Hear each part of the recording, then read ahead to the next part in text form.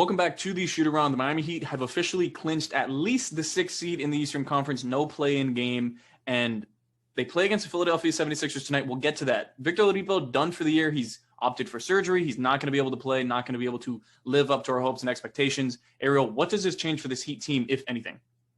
I don't think it changes much. They've hit their stride since Vic's been out. They only had him for like 4 games or whatever it was. Since he's been out, they're 10-3 in their last 13. They've figured some stuff out on the offensive end. There's been a little bit of slippage on defense, but I have faith that, they'll more or less correct that going forward.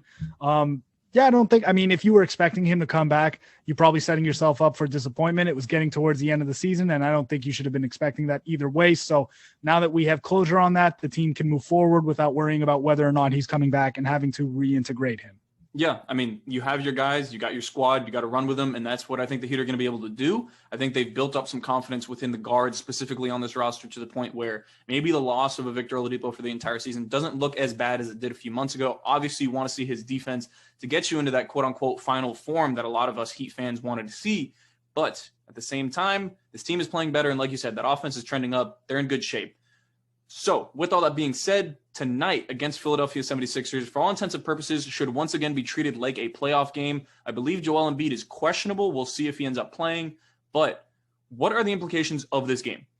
It's a huge game. The Heat need to win out their remaining 3 games in order to guarantee themselves of being in the 4-5 matchup and then potentially setting themselves up for a Philadelphia series in the second round, which is probably the matchup that you want most if you're a Heat fan, at least in my opinion. So you got to win out. It's a huge game. Like you said, they might be without Joel Embiid, so this becomes an extra, a more winnable game than it was probably going into a couple days ago where we didn't know if Joel Embiid wasn't going to be there. So big game for the Heat. Got to win out, control your own destiny, go in there, get the job done.